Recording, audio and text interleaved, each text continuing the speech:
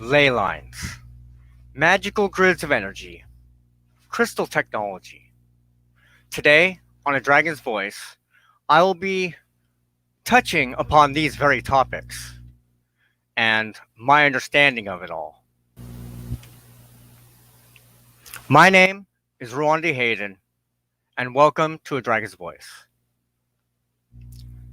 I live out in the country, so internet and telecommunications can be troublesome, especially when your work requires a decent internet connection, like the show itself.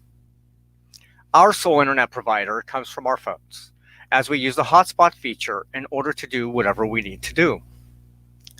Sunday mornings, I try to give my daughter the same kind of childhood that I wish I could have had, waking up to a bowl of cereal and Sunday morning cartoons.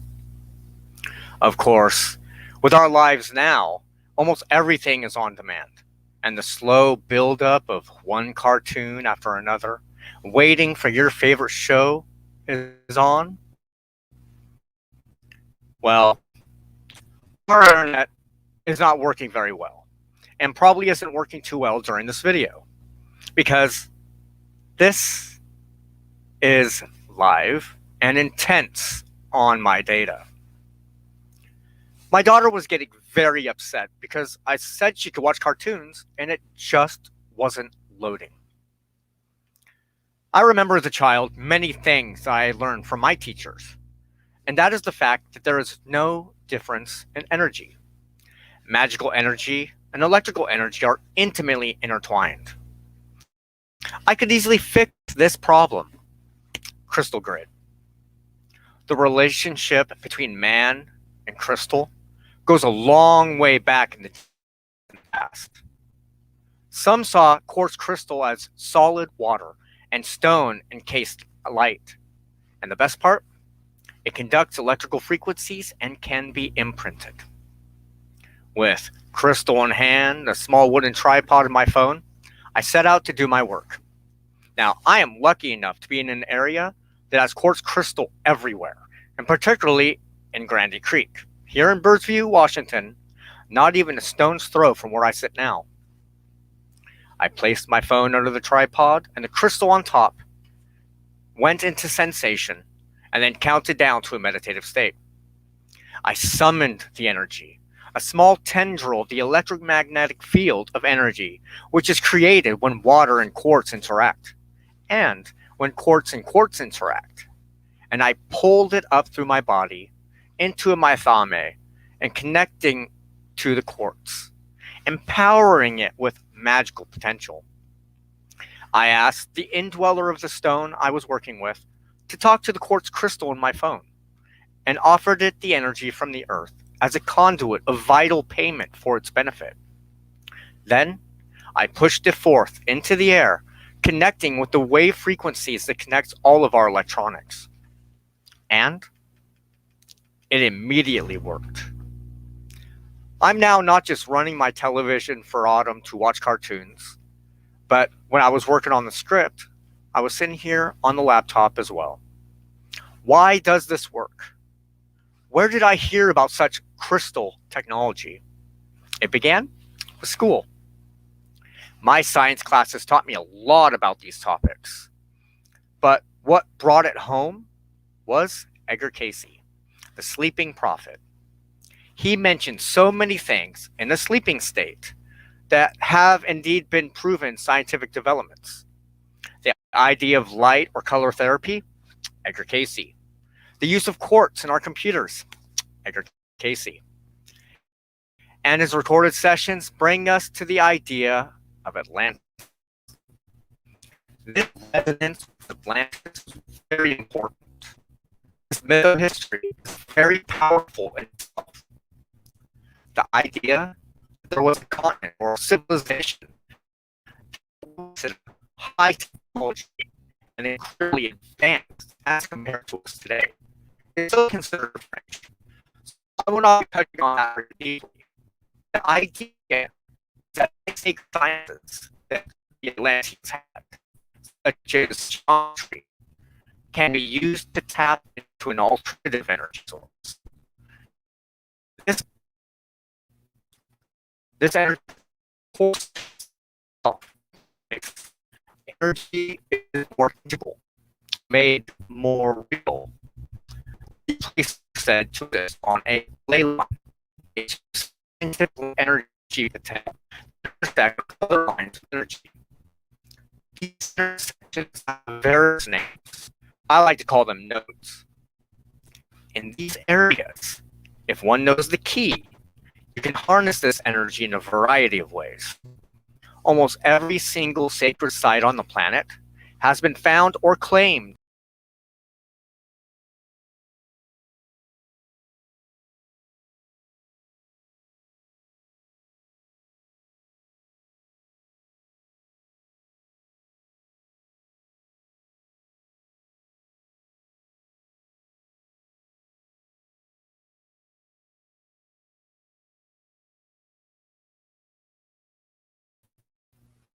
Sorry about that. Like I said, gotta love technology. Now, where was I? Oh, yes. Nodes. In these areas, if one knows the key, you can harness this energy. Almost every single sacred site on the planet, like I said, have been found or claimed to reside in a area that could be a node. Using the power of crystals, you can tap into that energy field and manipulate it for your own use. It is said that this is what brought Atlantis down. Misuse of this knowledge. They forgot their allies, the very substances that empowered their craft. They forgot the relationships that they had built with the very crystals themselves. They manipulated and warped them for whatever they wanted, and not taking in consideration the persons that were said crystals. Once they began to see that their tools as just that, and not immensely powerful entities with their own form of consciousness, that is when I believe that said fall began. And it is something that we still have in our psyche still. We collect this pretty. We collect that pretty. We have normalized the acquiring and doing with what we fail to seek permission from the tools themselves. Crystals have consciousness. Water has consciousness. Every form and force has a consciousness. And so today, I wanted to go into a little more detail on my understanding of crystal tech, crystal grids. Now, I've never really been real hype on this because I've seen it being misused and mass commercialized by the New Age movement. You know, get this crystal gizmo and doodad, and get this crystal gizmo and doodad, and it does this, and you'll get this. And I find that it's not necessarily so. There is something, a key missing in what they claim. And I think that has to do with the relationship with said tools. Like, for instance, one of the primary tools I use in my ancestor work is this beautiful little piece of Preseli bluestone. It was ethically gathered, and I received it. And I've done almost all my breachings with it. And for me, this is what kind of ties me into my homeland, Wales. And so I can connect with that energy. See, it is said that Stonehenge and various other sacred sites in Britain who have utilized this stone, or even artists themselves, Stonehenge, can connect with the ley line energy. Now, first of all, ley line energy is fluid. It does not go in straight lines. Nature abhors straight lines. And so when we say a matrix or a grid of electromagnetic magical energy, we're not saying that there's like a power pole moving it like we have our what I call vulgar energy, our electronic energy. It is not connected in straight lines, but it flows. And you can usually find stronger sites where there's accumulation of quartz near streams. Um, some areas may have a higher EMF field, and that is why when we are ghost hunting or whatever, you will find that those places that have more liminal experiences are on areas of ley lines or nodal points. And they almost always have a big deposit of quartz crystal in that area.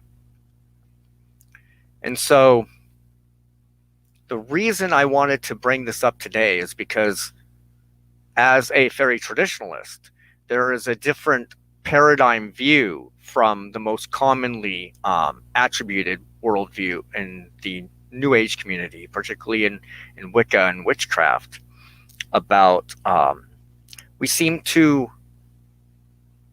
work with these tools still in a sense of disharmony. Just like we sit there, we consider our computers tools.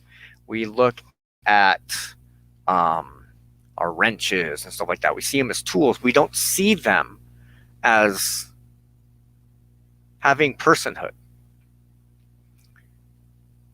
And I think that is what's hindering a lot of people from experiencing the power inherent in crystal tech. And so I wanted to broach on the concept that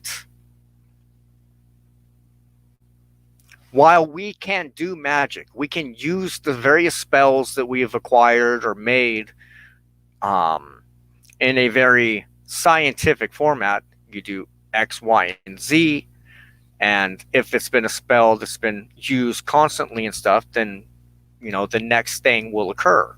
For the most part, if everything is in line, such as your will, knowing what you're doing, having the experience in harnessing magical energy, then this stuff can work.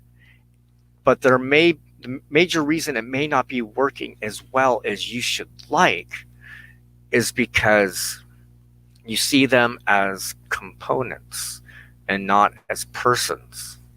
So I would highly recommend, when working with any sort of tool, particularly those in a more natural or raw state, to build a relationship with them, to gain them as an ally. And the ancient fairy faith, my practice, we sway our allies. We give it offerings. We build a relationship. I don't use my Preseli bluestone. I am allied with this Preseli bluestone. And while I may have acquired it, I don't own this very powerful ally. I do not own it. And I regularly feed it. I use the power of the red thread and the white thread in most of my works. And for those who don't know, go ahead and look up in traditional witchcraft the concepts of red and white, particularly like Glastonbury's red stream and white stream, the red and white dragons of Prydain, and just do a little research. And by feeding these crystals, by feeding these entities, we can gain relationships with them. And just as asking a dear friend, say, hey, I could use some help, you can have the same kind of relationships with those entities that are working with you, whether it's your athame, whether it's a stone or a pentacle, a staff that you've created, sigils even. When you look at less as a material object and more as a materialized person, I can almost guarantee that your magical work will increase a lot. But it also does require that you've had training. You've learned how to harness the energy. You can get into deep visualization. You can feel the raw potential of these energies. And so the problem with myself is that I may be a practitioner and have been practicing magic for 30 odd some years, but that we shouldn't exhaust magical ability. We shouldn't primarily focus also on the material aspects of getting something to work. And I mean that in the sense of, did you check your router? Did you unplug it and plug your computer back in? When it comes to electromagnetic forces. But we shouldn't be averted from simple cantrips. And it's very simple to do even some of the most basic spell workings. And, I just wanted to share that there are so many possibilities in dealing with the events in our lives, even if they're simple complications such as internet issues, weather problems, trouble with memory. We've got a host of allies that we can call upon to help us better our lives. And that personally, while I know it's not good to sit there and constantly harass someone for help, that we can utilize any skill and relationship to better our lives. Because when we have allies, if we improve our lot, it improves theirs because it's a rhizomic force. And so that's why I wanted to sit here today, is just kind of broach on the ideas of crystal technology, um, the use of electromagnetic energy and the concepts of ley lines, how easy it is to view the tools that we use as just that, as just tools, that we dumb down what could be a very powerful relationship. And so, I wasn't originally going to do a script on that. I was going to do a script on something completely different. And I don't know, maybe I will broach that up. In fact, we've got a lot of time. So I think also we will touch on breachings and oaths. Because today I am renewing my oath of belonging. And as some of you know, in the first season of Dragon's Voice, I went over the basic concepts and premises of said oath. And let me let's just say, in the last Fairy Friday with my patrons, we've been going through Ankaro Gwyn as a study group, and we touched upon breaching charms. And so since I have to do breaching charm during my oath, let's just say I announced recently that I'm going back looking for mundane work, and most particularly back with Kentucky Fried Chicken, where I worked as a cook. And so this entails some specific rituals that need to be done on my own behalf. When I had my powerful experiences during my first read of Ankaro Gwyn, I was hooked. The information presented about the ancient fairy faith in Robin Arson's book wasn't new to me. In fact, my own personal study of the stories collected by various folktale tellers, such as the Brothers Grimm, the nursery rhymes that we've been taught as children, and even the various mythology of Eurasia and Britain, my own Brythonic path stems from Innis Prydain, led me to many of the same conclusions. That is just the thing about the ancient fairy faith. It isn't new. It is not the concoction of the mind of one man.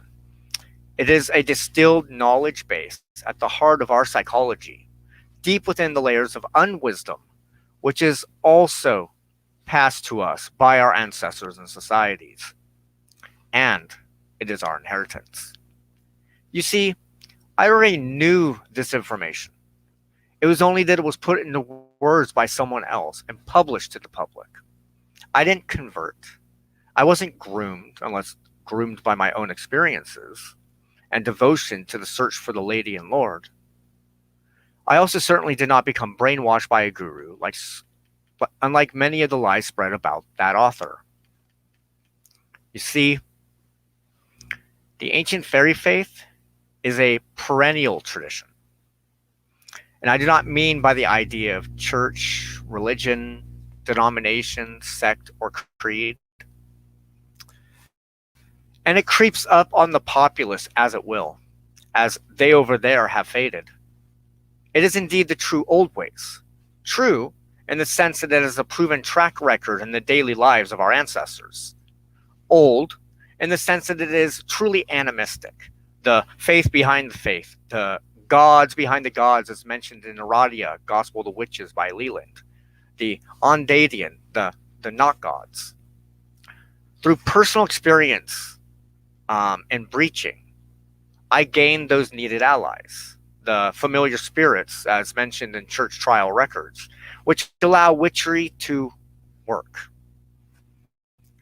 You see, I came to the conclusion that any true act of magic that works through the mediation of powers between the seen and unseen world. When we do spells, we call on those very forces and forms and phenomena to manifest our desires. We also call on those very sources to bless us and give gifts in return. Like any relationship, gift giving is the key. These allies are real beings. They are not archetypes. They are real spirits that you can possibly become friends with. Some are ancestors, it is true. The cult of the dead is a part of the true old ways. Some are those that indwell the land. Among the Norse, some are called landveiter, land spirits. It is indeed a familiar spirit that guides me in my divinatory readings. Every act of sorcery is dependent upon relationships. When I grasped those notions and made it the center of my consciousness, I realized it in all my interactions. My life shifted.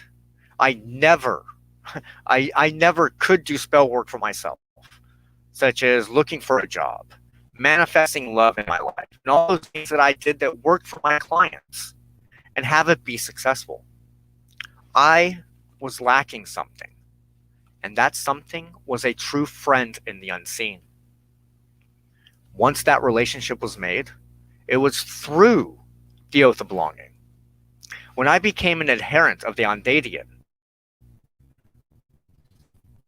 I have read my oath many times. The last couple I relate to increase in every sentence. See, just as we need allies in the unseen world to effectively do anything, we like the seed of bread. And when we make oath or troth, as my heathenistic friends call it, we change. We become twisted and weird, other than civilized and human, more like them. Sometimes we also need to end in terms of a promise we have made.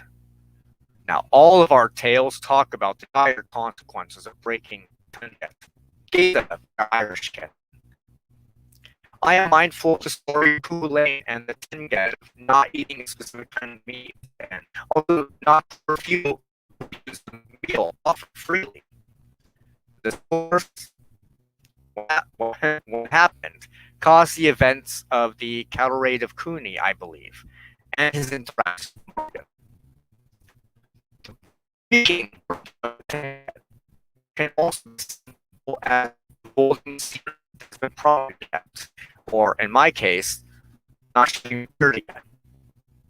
Last time I shaved my beard, the pandemic was announced to the world, like literally 9 minutes later.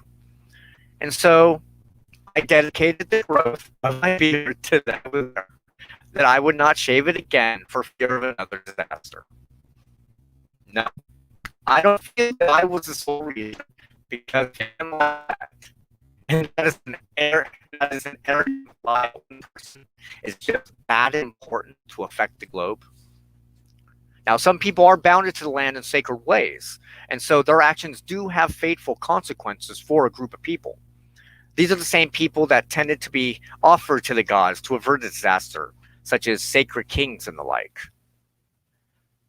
Today, I have the pleasure of announcing to them over there that I'll be forced the dictates of entering the workforce once again to shave off my facial hair. Trust me, I don't like it. But to keep it is against the rules of the kitchen, and it just gets too hot in there, even with the mask. It is also time that I renew my oath of belonging. I do this sporadically, and yet often. The repetition of certain rituals keeps the energy flow and builds node centers.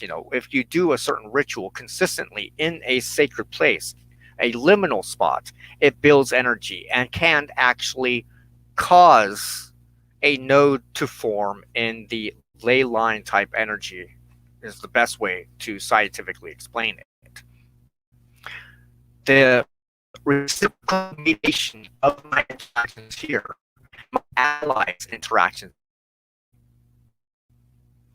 like asking a neighbor, friend, or relative for something after building a long-term and deep friendship, I will also have to make a payment.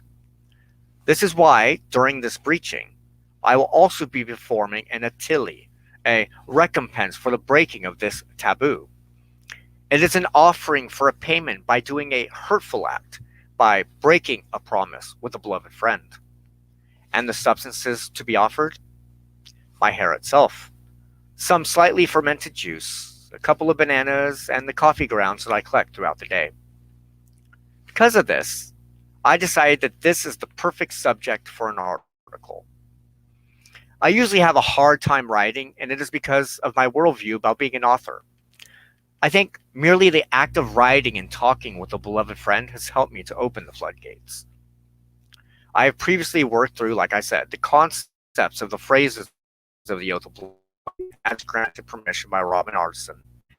It is legitimately his legal published work on my show, this show, A Dragon's Voice. And like I said, I will not be touching upon those. But I did want to make mention about the seriousness of taking an oath to a beloved friend, breaking such an oath, and about trying to make amends for it.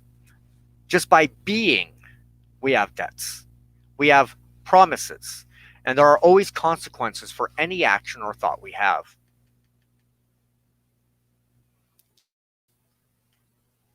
But I also wanted to talk about another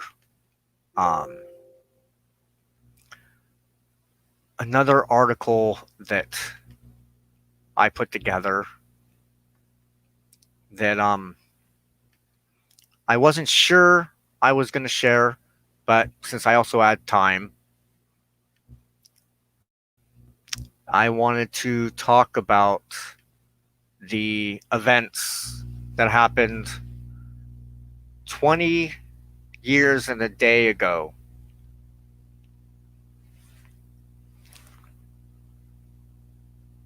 Today, on A Dragon's Voice, we honor also the lives lost on September 11th, 2001. Yesterday was the 20th anniversary of the deaths of thousands of people resident in New York City and who were on the planes hijacked by religious radicals of the Islamic kind. Here on A Dragon's Voice, We have pulled the masks of intolerance of monotheism and the inherent sins they have heaped upon mankind. How many lives have been lost due to fundamentalist thoughts? And how many of the sins they have caused us were brought to bear by their religious scriptures and the brainwashing they have done? This is a prime example of what I have been talking about. There can be no peace so long as they continue to war against, persecute, and commit genocide upon those who differ in thought from their own paradigms. I rail against them. I am vocal. Religion is always political in one way, shape, or form. We are in a war of paradigms. As that fantastic role-playing game, Maze the Ascension, portrays, we are in a war for the minds, hearts, and souls of mankind, and beliefs have great power over the events of our lives. There can be no tolerance, no apologetics to ever give, to undo and atone for the wrongs committed for. Change behavior is the best way to atone. This is something that religion will never do, for these concepts are part and parcel of the human psyche now. Since monotheism developed, we have slowly seen social structures be organized, controlled even, by religious leaders and their political arms in government. The events of September 11th and the psychology behind it is nothing new. For the little warfare between monotheism's children, namely Judaism, Christianity, and Islam, has shaped the world and its history for a very long time. Most namely, we have the Crusades.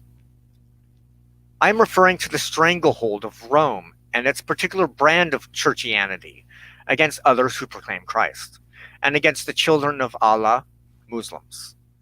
We see the church commit atrocities against their own progenitor, Judaism. Even though they all agree on who their ultimate entity is, they claim to have the one true and only way, to whatever way their religious political leaders tell them to. The Christians believe that the Jews killed their Christ, and that the Jews are not chosen people, but the church and all that follow their doctrines in that way are the true chosen people, and that the Jews forfeit their place among God's people because of this, unless they leave their ancestral faith and take the name of Christ upon themselves. And if they don't, they are the enemies of Christ. Now, we may live in a more liberal world than then. Many of the Christians have changed the tune of how they express or politicize faith in order to keep peace. But the heart of their very own scriptures, this will and cannot be done. What we see is a war of ideas. The battle between communism and capitalism. The battle between monarchy and republic. At the heart is the battle against the individual and the society that inhabits. And so, September 11th was a death knell to the idea that the wars, the crusades, were over. In fact, they've never been over.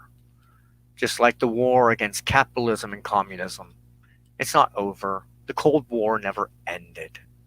It shape-shifted its form. And because of that, I just wish that those of you who watch this realize that it is not people per se that I rail against. It is not that I think these people who proclaim such things are meaning to be this way, but that they were brainwashed, they were manipulated into believing these things. And I know this for a fact. that there are a chunk of population that were forced, indoctrinated to feel a certain way about their religious faith and how it should be implemented, not just in their own daily lives, but in the lives of their neighbors and the world at large. I myself suffered hardship after hardship, suffered physical, emotional, mental, and spiritual abuse for not having the freedom of mind to publicly practice witchcraft. It was not allowed in my household growing up. But as any free American, well, free, what did I do? Can't stop me. And so, staying in the broom closet, I practiced. And every time I got caught, I got in so much trouble. So much trouble, even just lighting a candle, lighting some incense, having a book, even having journals that had pentagrams in them. I was punished for it every step of the way.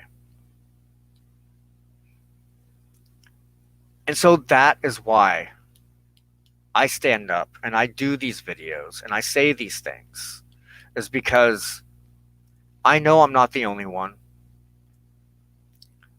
And I just want to give some insight into what it is like to be raised in such a household. Not to be egotistical, not to play the victim, but to just kind of put out on record my daily journey into this beautiful and wonderful world that I have been born into, and my own pathway through witchcraft, the occult, just living life in a dystopic world. I don't claim to be someone special, that I have the only true way on anything. I don't put anyone on pedestals. Um, but that I love doing these videos, even just for myself, just the fact that I'm speaking up, that I am speaking my truth, because my whole childhood I couldn't speak on nothing. I didn't know nothing. Um, but I've seen lives change just by me typing or me speaking or just being there for those who are suffering, those who hurt. And I just like to share my thoughts and my concerns. And that is the essence of my work, why I do these videos, why I work as a witcher. And you know, I love it. I love being able to practice. I love being able to explore this world outside of our enforced mytho-history. I mean, I just want people to know that there are people like me out there, and that you are not alone, and you can reach out. Now, I really didn't have much to state here, and so yes, I threw in a bunch of scripts to kind of take up time, and that's because I think it's very important to be present. If you say you're going to do something, you do it. And I try very hard to be consistent, such as doing a Dragon's Voice, Tarot Tuesday, and just being here.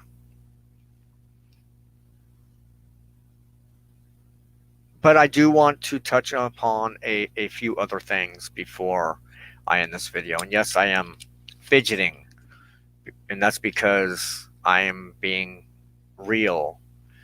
I am being raw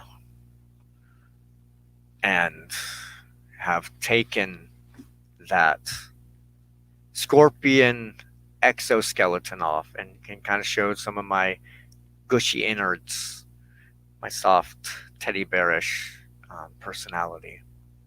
Because I don't think people realize that even though I may seem harsh and have very strong and stubborn opinions, those who know me better as that person that will willingly give the shirt off his back to help.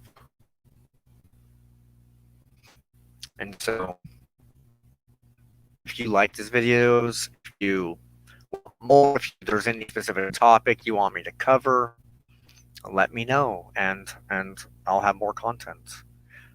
I'm just right now I've got so much stuff up in the air, not just with going back to work and having to shave this poor thing off, but also knowing that so many people out there are ending up homeless, jobless, because of the very same people that have enslaved us. The very economic systems that was there once to free us is now becoming our masters. And things are coming. Very dangerous, dark things are coming. And I try not to be an alarmist, but proven track record. You know. And so all I can say is find your tribe, build relationship, keep your promises, be compassionate, and stay tuned for some really, really interesting events on the world scene. Because this is the calm before the storm. Or at least that's what I've seen. Because I've dreamed dreams. You know, I have visions. I have voices that talk. And some of you may want to listen. Some of you may not. That's fine. My material isn't for everybody. My material may not even be 100% correct. You know why? Because no one and no gift is completely perfect. You know why? Because nothing is ever set in stone. Because even stone can be washed away in time. And so, if you like these videos and you wish to help support this ministry, you can go over to my website, which I will be working on updating very, very, very soon. Or you can become a patron because A Dragon's Voice Ministries is sponsored by patrons just like you. If you wish to give to this ministry, you can go to patreon.com/Ruan D. Hayden.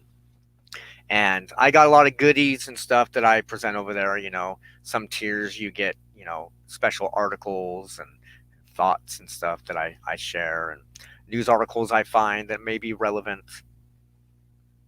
I'm also working on a few different projects And that's one thing I do have to announce is that me and my most gorgeous and beautiful wife are working on some subscription boxes. I'm not going to say any more on what may be in there and or how much they will cost or any of that. But that is coming. I can say that what will be included is definitely some mugwort because thank the gods and the not gods during the heat wave that hit here in Washington, while I was still in the process of moving stuff, my mugwort got left at the old home and had no one to water it and make sure that it didn't die. But I'll tell you, mugwort, if not taken care of properly, can spread like wildfire. And so that's why I keep mine in pots as much as possible to make sure it does not get everywhere. And I shite you not, these plants survived with maybe only a slight wiltering. And so I went ahead and I swayed cutlings. I like calling them little cutlings, like maybe this big, and they are being hung to dry. And some of them will be turned into powder, some of them will be whole leaf, and of course, I'm working on a few other things with some of the stalks, maybe even maybe a little bit of mugwort oil, but it takes a lot to really make some good, decent, essential mugwort oil. But that may be coming. And what else? What else is going on? Podcast. Yes. I've been heeing and hawing about this, about doing a Dragon's Voice as a podcast. And once I'm ready, I will definitely announce it. It will be out everywhere, wherever you can find pod recordings and stuff. And so eventually, that'll be what's going on. Things around here are going to be a little hectic. Um, I also have raised my rates for my divinatory readings. They are now at the $40 level. And if you are a Patreon patron, you can get discounts on this if it is not part of your tier level. The tier level for a free complimentary tarot or divinatory reading is the $30 tier level on my Patreon account. So if you want that free monthly reading to go along with all your other benefits as a Patreon patron, then you're going to pick the $30 level. And we're also announcing that there are going to be little gifts for my patrons for certain things. I'm not going to say exactly what, but my beautiful patrons, I may be asking for your addresses because we would like to gift you something precious. And if you want in on that, those special little gifts that we are working on, go and become a patron. Patreon.com/RuanDeHayden and become a patron. There are various tier levels as low as $5 and as up there as $50 because that one was requested by one of our Patreon patrons. The $50 level, which I call, I believe I named it Toss a Coin to Your Witcher. And that's basically to put me on retainer for if you need tarot readings, if you need spiritual guidance, mostly spiritual guidance, because that could mean a bunch of things. It could mean me doing spell work on your behalf, petitions and offerings on your behalf. Um, but that is a monthly payment where I'm here. Um, and so, yeah, that is a new tier level, which was a special request by a patron. I am also going through all my Patreon tiers, juggling things, adding new things, taking away things. And so, one thing that is guaranteed, if you want the complimentary divinatory readings, pick the $30 level. Um, if you are at the $10, the $15, or the $5, you will have that many dollars taken off of the price for a divinatory reading. So if you want a divinatory reading at $40 and you are at the $10 tier level, you would have to pay the difference of $30 because it is intense. I do mostly introverted readings, which means it's a written document because to me, tarot is an art and a science. The tarot is a medium of exchange with its own entity attached, I guess is the best way I could put it. Because I don't believe that tools should be depersonalized. Um, and so I go ahead and I look at um, the tarot as a method of exchange. So if you are going to want that complimentary monthly divinatory reading, that is the $30 level. The lower levels are increments of discount. But besides that, that is pretty much all I um, wanted to sit here and say. I wanted to be a little less formal, a little more personable, and to just kind of say a few things. So if you like this, then let me know. Like, comment, share, but be compassionate. My stuff may not be everyone's cup of tea, and that's fine, but there's no reason to be cruel. So, may you never hunger, may you never thirst, and may the good neighbors always be with you.